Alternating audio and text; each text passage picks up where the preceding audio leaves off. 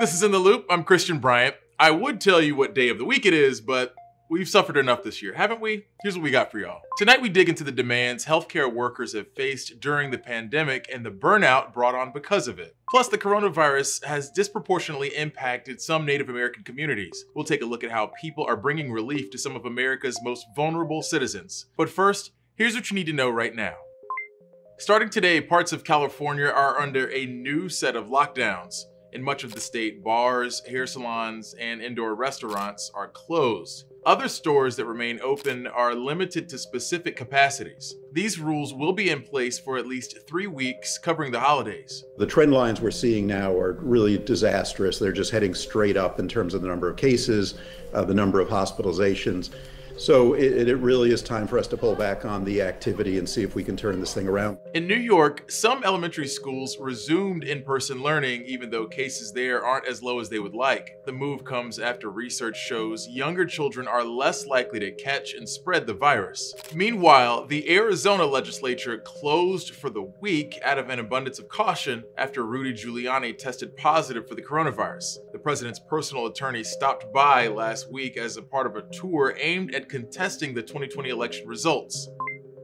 President-elect Joe Biden announced the team that will help lead him through the coronavirus pandemic when he takes office in January. He'll officially introduce the team Tuesday, but here's what we already know about some of its members. Xavier Becerra, the California Attorney General, was chosen to lead the Department of Health and Human Services. Biden chose an infectious disease specialist at Massachusetts General Hospital to lead the Centers for Disease Control. In a tweet, Rochelle Walensky said, "I began my medical career at the height of the HIV/AIDS crisis, and I've spent my life ever since working to research, treat, and combat infectious diseases." And of course, a familiar face that's become a household name this year will be sticking around. Dr. Anthony Fauci was asked to be both chief medical advisor and a member of the administration's coronavirus response team. There's going to be a lot of activity, both from a fundamental science standpoint, vaccines, therapies, understanding the disease better, as well as the public health response.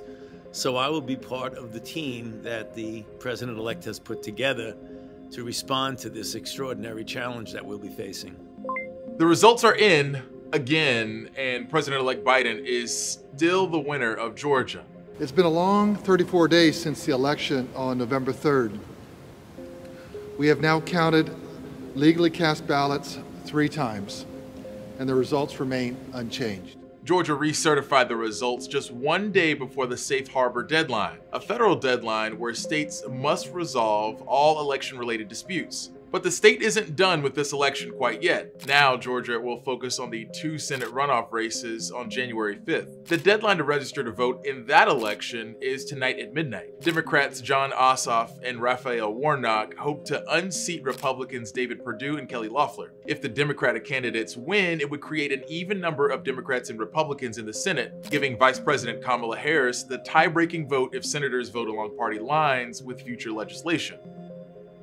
Our nation's healthcare workers have been put through the ringer this year. You've probably heard some of their stories. They've cared for the sick as hospitalizations rise and stores of resources like PPE and other protective equipment run dry.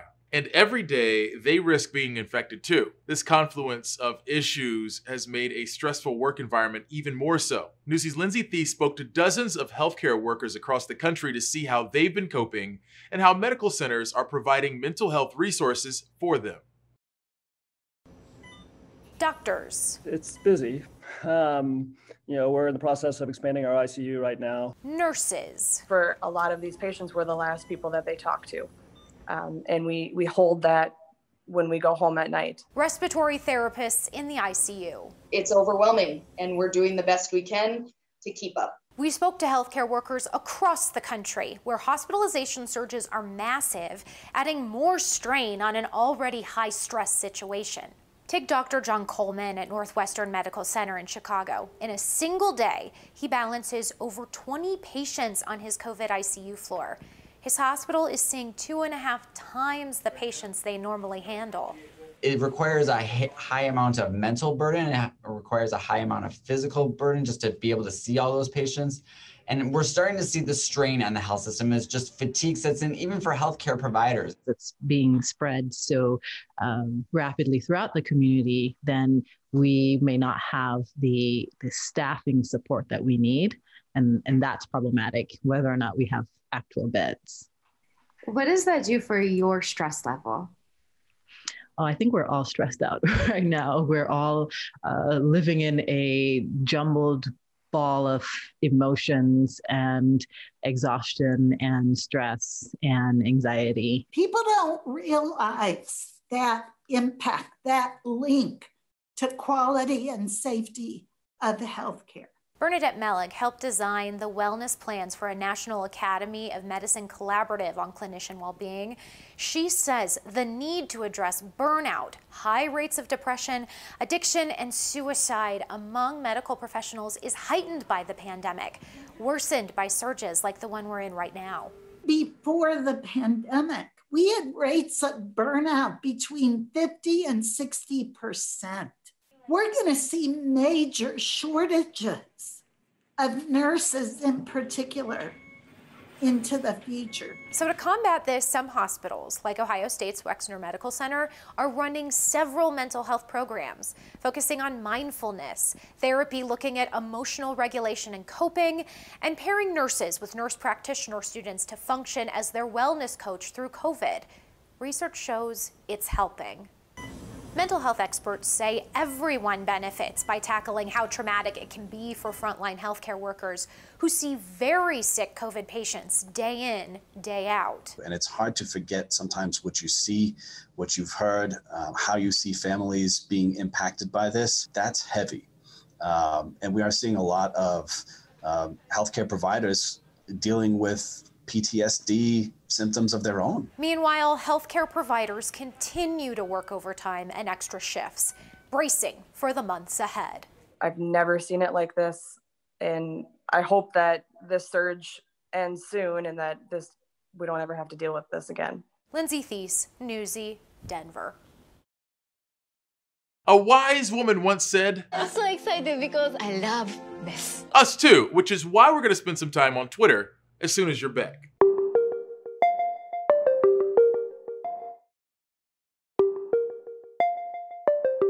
So how much do you think Bob Dylan's catalog is worth? The answer, my friend, isn't just blowing in the wind, whatever that means. We're going to tell you and give you a few more things to chew on in this round of trending topics.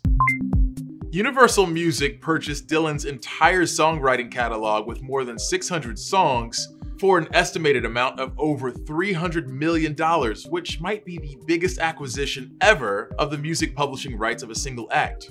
The deal covers Dylan's entire career up until his latest album. That includes classics like Blowin' in the Wind, Like a Rolling Stone, and The Times Are a-Changin'. Music catalogs have been a big topic this year because of musicians cashing in on their bodies of work. Just last week, Stevie Nicks sold a majority stake in her songwriting catalog to Primary Wave Music for an estimated $80 million. Owning Bob Dylan's music is a big deal in and of itself, but a part of what makes the sale so special is the fact that his music is covered by so many different artists, and each use generates royalties. Dylan's songs have already been recorded over 6,000 times. Hell, I might make it 6,001 if I can get in on the action. 2020 just jabbed us with another interesting plotline. YouTuber Logan Paul will take on retired boxing champion Floyd Mayweather in a super exhibition match in February. Just over a week ago, Logan's brother Jake Paul knocked out former basketball player Nate Robinson in the second round of their exhibition boxing match. Floyd Mayweather has a boxing record of 50 wins, no losses, and 27 knockouts. He's won 15 major world titles and, as an amateur, won the Golden Gloves 3 times and medaled at the '96 Olympics. He's had 1 exhibition match since he retired in 2017. Logan Paul has a lot less boxing experience. His professional record is 0-1 after fighting vlogger and rapper KSI. This will be his first time taking on an actual boxer. I'm having Rocky IV flashbacks already. This fight is just the latest instance of what's been called showbiz boxing, wild and over-the-top exhibition matches that are garnering a lot of attention. The Mike Tyson and Roy Jones Jr. card, which featured Jake Paul, generated more than 1 million pay-per-view sales according to Insider. For the record, ain't no way in hell I'm getting in the ring and letting a former boxer take my head off. I can think of a million other ways I'd rather go. KFC has been on one over the last few years by using some interesting marketing tactics. Oh, howdy, Mom. And they're back at it, this time with a Lifetime original mini-movie. The revolving door of Colonel's Sanders has landed on Mario Lopez, who's still somehow ageless even in this goofy getup. Who the hell are you? Harlan Sanders, the new chef. Not much has been revealed about the plot of A Recipe for Seduction, but we do know it will be a holiday film. There is plenty of focus on KFC's secret recipe, and it seems like there might be a murder plot. Who knows? This could be a classic. KFC's CMO said during an interview back in 2016 that the idea was to rotate the colonels like James Bond, adding that they broke the internet by reintroducing their colonel during previous iterations. And apparently it worked. Company execs and analysts say the marketing campaigns have boosted sales in the US. A Recipe for Seduction will premiere this Sunday at 12 p.m. on Lifetime. This might be one of the only times you can light up that fried chicken-scented fire log without judgment. The coronavirus has not impacted us equally. The effects have been disproportionate for Native Americans living on reservations where food, basic PPE, and even water are in short supply. National reporter Chris Stewart spoke to some of the people trying to bring relief to some of America's most vulnerable citizens. It's a sprawling part of the country. The unemployment rate is like 50 to 60%. Where Americans face challenges. A third of our communities don't have electricity. Challenges many may find hard to believe exist in the United States. I was born and raised on the Navajo Nation. Ethel Branch lived those challenges firsthand. I grew up on a ranch. We didn't have running water or electricity. The Navajo Nation is the largest Native American reservation in the United States, land roughly the size of West Virginia that reaches into Arizona, New Mexico, and Utah. Coronavirus has hit as hard here as anywhere in the country.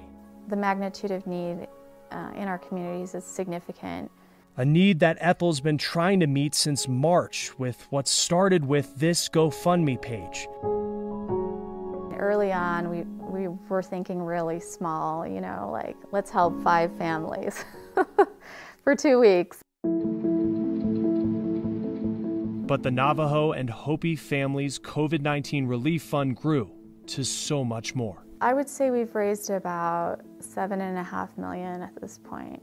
The money pays for PPE, cleaning supplies, boxes of food that can feed a family of 4 for 2 weeks, and materials to keep people informed on the virus, plus water in a place where it can be a luxury, especially right now. A third of our communities at Navajo and Hopi don't have running water, so asking people to wash their hands frequently is asking them to make a decision between, you know, drinking water and water to feed their animals and water to wash their hands with. Ethel says they've helped 48,000 Navajo and Hopi households so far, but at a cost of around $250,000 a week, the millions they've raised is not enough. We have enough to get to the end of December. They hope to raise another $6 million to keep their operation going through the end of the pandemic, as numbers on the reservation rise in both cases and deaths. What do you think the numbers would be if you hadn't been there? Oof. I definitely think that they would have been a lot worse. While challenges are nothing new to Navajo and Hopi people, neither is a spirit of fighting beyond them. Ethel went from growing up on that ranch without water and electricity to graduating from Harvard and becoming the Navajo Nation's Attorney General. Now, as this pandemic poses a new challenge, she's fighting to make sure her community makes it through. I think in every community where we've served, we've made a difference in saving lives and protecting families, because there is so much, I hate to say it, but there's so much loss, there's so much death in our community. At times it's been, overwhelming. And I do think it would have been worse if there weren't this effort and other efforts to enable people to stay home and stay safe.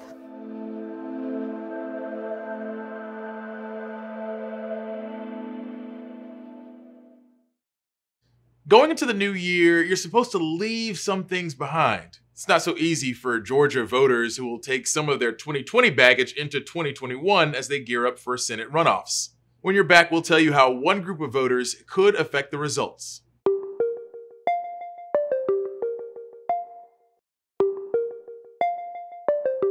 While most states have already wrapped up their election season, Georgians are still in the thick of it. Sorry, y'all. Today is the last day for Peach State voters to register for the January Senate runoffs, which could decide which party will have a majority in the upper chamber. One group, Asian Americans, increased their votes in the state by 91% in this recent presidential election, and they helped flip the state blue. Newsy's Kat Sandoval looks into how Asian American voters in Georgia could help decide the state's runoffs. What's important to me as a voter is that my vote actually counts. Asian American and Pacific Islanders AAPIs helped turn the traditionally red state of Georgia blue in 2020. One estimate shows voter turnout among the group increased 91% compared to 2016, largely favoring Joe Biden and helping Democrats win the state presidential contest for the first time in nearly 3 decades. For years, we were trying to convince the nation to pay attention to us, trying to convince the nation that we could be a vector for change. The Democratic data firm Target Smart examined the AAPI vote in Georgia and found the surge came from older and younger voters alike. A lot of first-time voters. So over 30% of those people who are voting in this election were voting for the first time ever in their life. Grassroots organizations like nonpartisan Asian Americans Advancing Justice Atlanta have been building community outreach for years. One of their strategies is using different languages to convince voters to turn out. We're out here doing lit drops. We got these lits all in different languages. First-time voter Haise Wen also volunteered. I had a little slash, a little translator slash.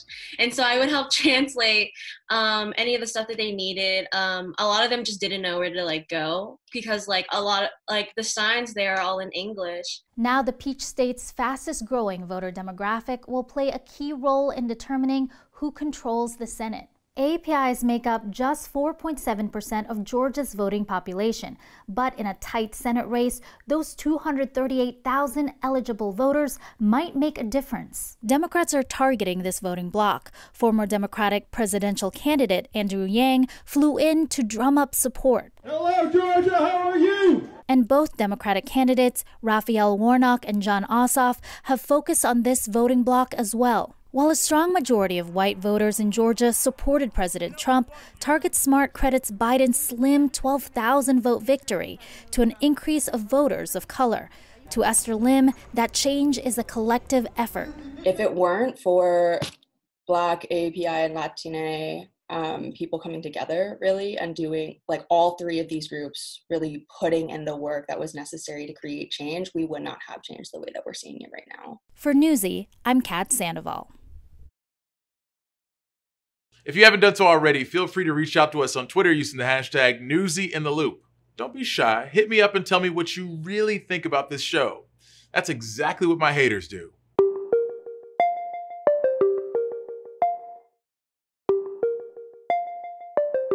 Many businesses have struggled during the pandemic, but there's one old school industry that's making a comeback: sports trading cards. Show of hands if you remember getting a stick of bubble gum in your trading cards.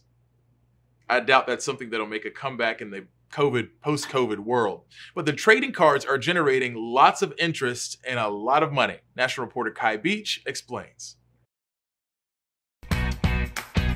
Just a nostalgia thing, the community. What once was considered a childhood hobby, Dad got me into it, has become a way to earn extra income as an adult. 205.20. The business of trading, buying, and selling sports cards is booming. Cards that used to be worth $10 and $20 are now selling well upwards of $100. And more people are now cashing in on these collectibles. $75 for a few rookies and inserts.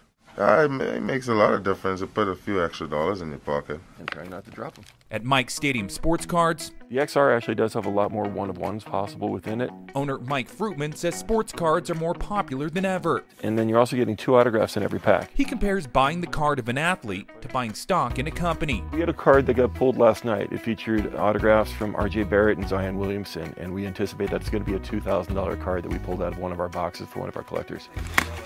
And while many businesses are suffering during the pandemic, Fruitman says this industry is seeing some of its biggest sales since the pandemic began. 33, 189. Especially once they moved online. We had a lot of people who were bored, who were looking for entertainment. We were going online every day during COVID, and our viewership was impressive. We were getting views that we'd never seen before. Buying cards in person is still profitable.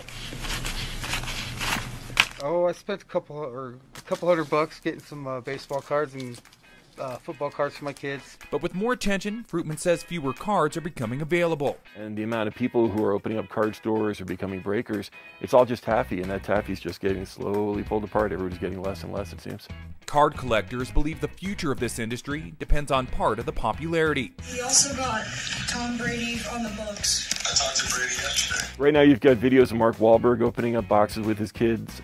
Steve Aoki, who's a very large, popular DJ, has opened up his own sports card trading store in Los Angeles. For now, sports cards are combining entertainment and economics. No signs of slowing down. 2020 mosaic. Depends on how much you can invest. But yeah, there's plenty of money to be made. I'm Kai Beach reporting.